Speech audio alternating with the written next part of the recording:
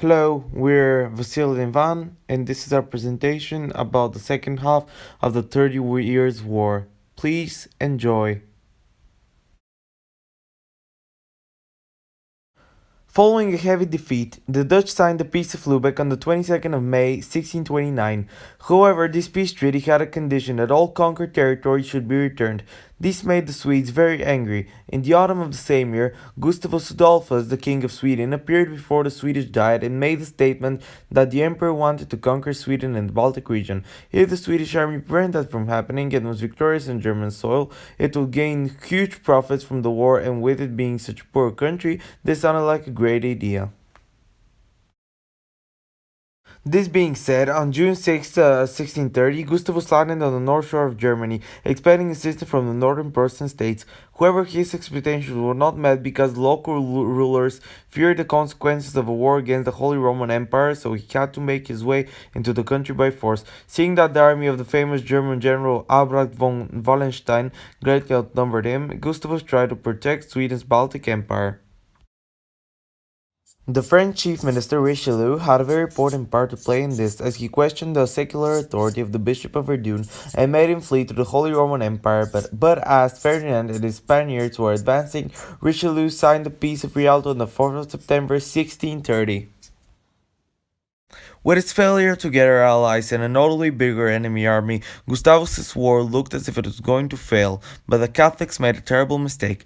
They attacked and plundered the town of Magdeburg, killing around 30,000 out of the 40,000 inhabitants. This united Protestants all over Europe, showing that no one was safe from the war.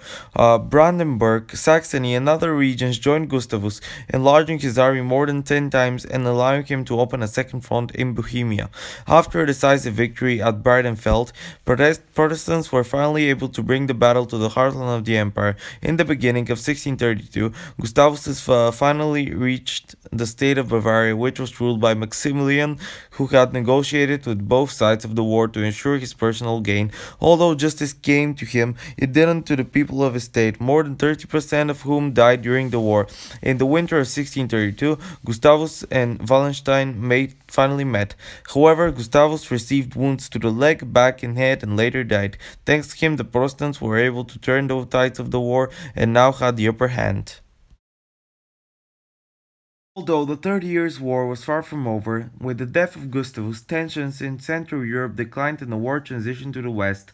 As France had already been sending money to anti-Habsburg forces, Louis XIII and Richelieu decided to act and in 1635 declared war on Spain. With both countries being financially unstable, a few back and forth attacks were exchanged until both sides were started searching for a settlement.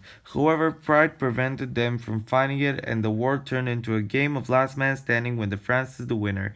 As Spanish citizens were revolting, the country fell. This led to the Dutch destroying Spain's notorious fleet in 1639, and Portugal finally regaining its independence in 1630. Spain, now just a shade of its former glory, decided to attack France again in 1643 and unsurprisingly lost.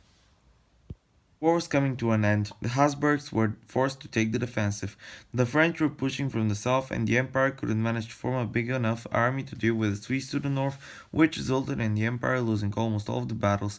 In 1642, a general opinion that a peace treaty should soon be reached was formed by most of the German states.